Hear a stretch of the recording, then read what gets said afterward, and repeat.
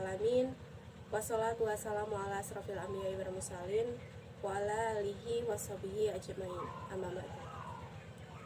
Pertama-tama dan yang paling utama, marilah kita panjatkan puja dan puji syukur atas kehadirat Allah Subhanahu wa taala yang telah memberikan kita nikmat sempat sehingga kita masih diberi kesempatan untuk melakukan aktivitas hingga kesempatan kali ini. Tak lupa sholawat serta salam senantiasa tercurah pada junjungan Nabi kita, Nabi besar Muhammad Sallallahu Alaihi Wasallam, yang senantiasa kita tunggu syafaatnya di yaumul akhir nanti. Perkenalkan, nama saya Alfia Muna Ardiani, mahasiswa Institut Agama Islam Negeri Surakarta, program studi komunikasi dan penyiaran Islam. Sebelumnya, video ini saya buat sebagai pemenuhan nilai ulangan tengah semester mata kuliah hadis. Pada kesempatan kali ini, saya akan menjelaskan tentang kewajiban berdakwah. Keberadaan dakwah sangat urgent dalam Islam. Antara dakwah dan Islam tidak dapat dipisahkan yang satu dengan yang lainnya. Sebagaimana kita ketahui, dakwah itu merupakan suatu usaha untuk mengajak dan menyeru dan mempengaruhi manusia agar selalu berpegang pada ajaran Allah guna memperoleh kebahagiaan hidup di dunia dan di akhirat. Usaha mengajak dan mempengaruhi manusia agar pindah dari suatu situasi ke situasi yang lain, yaitu dari situasi yang jauh dari ajaran Allah menuju situasi yang sesuai dengan petunjuk dan ajaran-ajaran Allah. Jadi setiap muslim diwajibkan menyampaikan dakwah Islam kepada seluruh umat manusia sehingga mereka dapat merasakan ketentraman dan kedamaian dalam hidupnya. Dakwah dalam arti luas adalah kewajiban yang harus dipikul oleh setiap orang muslim atau orang Islam. Jadi tidak boleh seorang muslim menghindarkan diri dari aktivitas dakwah. Dakwah dalam arti amar ma'ruf nahi mungkar adalah syarat mutlak bagi kesempurnaan dan keselamatan hidup masyarakat. Jadi ini adalah kewajiban manusia yang memiliki kodrat fitrah sebagai social being atau makhluk sosial, dan kewajiban dakwah ini tercantum dalam Al-Quran dan Sunnah. Jadi oleh karena itu dakwah bukan hanya wajib dilakukan oleh golongan ulama, kiai, mubalik, ustadz, cerdik cendekiawan saja, melainkan untuk semua orang muslim. Ada dua pandangan dari golongan ulama mengenai dasar hukum berdakwah. Yang pertama yaitu pada salah satu sisi ada yang beranggapan bahwa dasar hukum adalah fardu ain yang dikenakan terhadap setiap orang Islam. Sebagaimana firman Allah dalam Quran surat An-Nahl yang artinya, serulah manusia kepada jalan Tuhanmu dengan hikmah dan pelajaran yang baik, dan bantalah mereka dengan cara yang lebih baik. Dalam bacaan tadi terdapat kata jenis fi'il amr. Hukum dari fi'il amr sendiri adalah hukum wajib dikerjakan.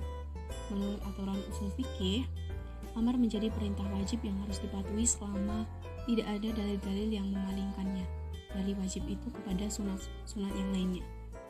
Jadi itu menurut firman ini, hukum dari berdakwah adalah fardu ain bagi setiap umat Islam tanpa terkecuali.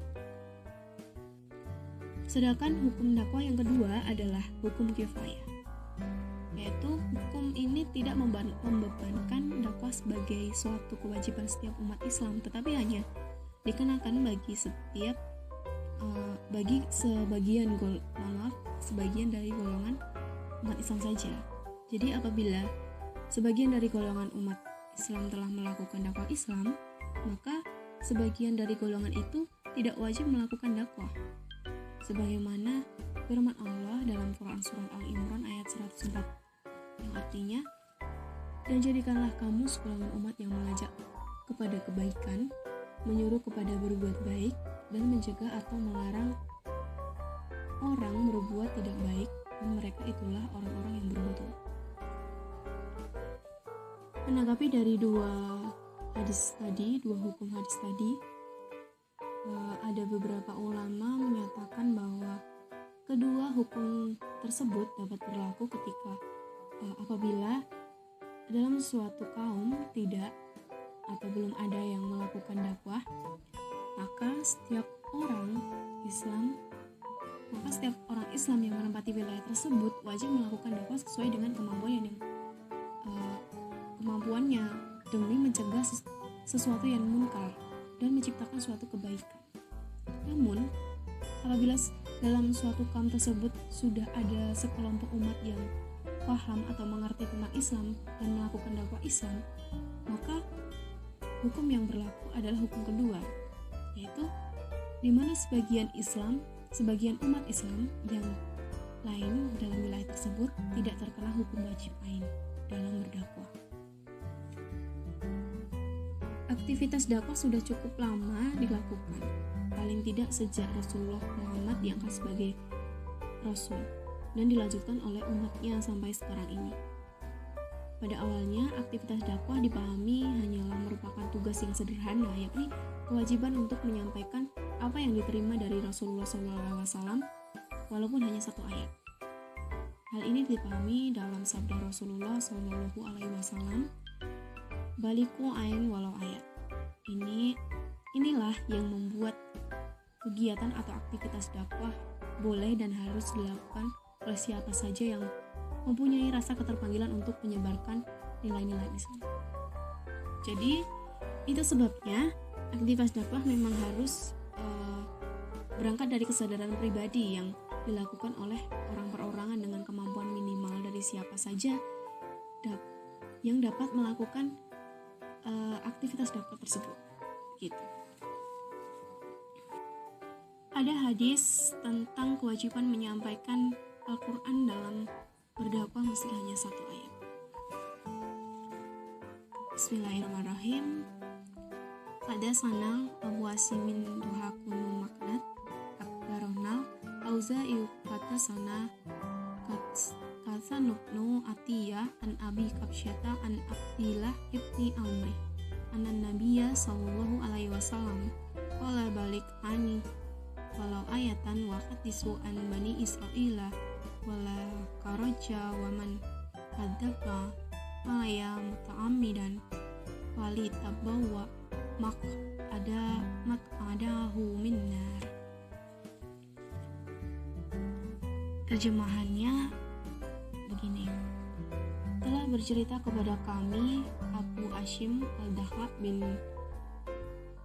Maklat dengan mengabarkan kepada kami Al-Wazais telah bercerita kepada kami Hasan bin Atiyah dari Abi Kabsyah dan Abdullah bin Amru bahwa Nabi SAW bersabda, "Sampaikanlah dariku sekalipun hanya satu ayat dan ceritakanlah apa yang kalian dengar dari Bani Israel dan itu tidak mengapa atau tidak dosa. Dan barang siapa yang berdosa atasku dengan sengaja, maka bersiap-siaplah menempati tempat duduk di neraka." Ada beberapa maksud hadis mengenai sampaikanlah dariku meski hanya satu ayat. Yang pertama yaitu sahabat diminta menyampaikan penjelasan Rasul kepada yang tidak hadir atau tidak mendengarkan langsung dari Rasul, agar mereka juga tahu apa penjelasan dari Rasul. Meski seorang sahabat hanya mendengarkan satu ayat, tapi kalau satu ayat itu tidak diketahui orangnya, mereka sampaikanlah saja. Yang kedua, hadis tadi menggambarkan bahwa informasi yang disebar itu bukan hanya dari Rasul, tapi juga dari Bani Israel. Hadis ini sesungguhnya mengajarkan kita tentang pentingnya memberikan keseimbangan informasi. Mentang-mentang tidak suka dengan kelompok tertentu, maka dalil bantahan mereka disembunyikan. Ini tidak benar, karena informasi dari Bani Israel saja, kata Nabi, tidak mengapa diceritakan. Sebagaimana para sahabat menceritakan penjelasan ayat dari Nabi. Disinilah tingginya muatan moral dari Nabi masalah penyebaran informasi ini. Yang ketiga, ada satu larangan dalam hadis tadi, yaitu kita jangan bohong atas nama Rasul atau mengada-ngada cerita bahwa Rasul bilang begini begitu, padahal itu tidak benar. Melakukan dusta atas nama Rasul ini akan dijamin masuk neraka. seperti disebutkan dalam bagian akhir hadis tadi. Jadi dengan kita membaca teks lengkap dan memahami konteks serta membaca syarah hadis tersebut, maka kita akan memperoleh pemahaman yang menyeluruh bahwa hadis di atas bukan bermakna boleh berdakwah, tapi apalagi mengeluarkan fatwa cuma dengan modal satu ayat. Jadi menyampaikan informasi atau berita itu tidak sama dengan menyampaikan kandungan atau tafsir ayat Al-Quran. Ibaratnya bagian humas dengan bagian litbang itu jelas berbeda. Yang satu cuma meneruskan informasi yang ada, dan yang satu lagi hanya mengkaji dan meneliti informasi tersebut. Ada banyak keutamaan yang didapat bagi para pendakwah. Yang pertama yaitu diberi pahala yang berlipat ganda. Ada 2 hadis pendukung, yaitu demi Allah, sesungguhnya Allah Subhanahu wa taala memberikan hidayah kepada seseorang dengan dakwahmu, maka itu lebih baik bagimu daripada unta merah. Hadis riwayat Muslim dan Ahmad. Dalam hadis lain, wahai Ali, sesungguhnya Allah memberikan hidayah seseorang dengan usaha kedua tanganmu, maka itu lebih bagimu dari tempat manapun yang matahari terbit di atasnya, atau lebih baik dari dunia dan seisinya. Hadis riwayat Hakim. Keutamaan yang kedua yaitu semua makhluk mendoakan. Nabi Muhammad SAW bersabda, sesungguhnya Allah memberikan banyak kebaikan. Para malaikatnya, penghuni langit dan bumi, sampai semut-semut di lubangnya, dan ikan-ikan selalu mendoakan orang-orang yang mengajarkan kebaikan kepada orang lain. Hadis riwayat Tirmizi. Dan keutamaan yang ketiga yaitu pahala akan terus mengalir. Barang siapa yang mencontohkan perbuatan baik dalam Islam, lalu perbuatan itu setelahnya dicontohkan orang lain atau dicontoh orang lain, maka akan dicatat untuknya pahala seperti pahala orang yang mencontohkannya, tanpa dikurangi sedikit pun pahala mereka yang mencontohkannya.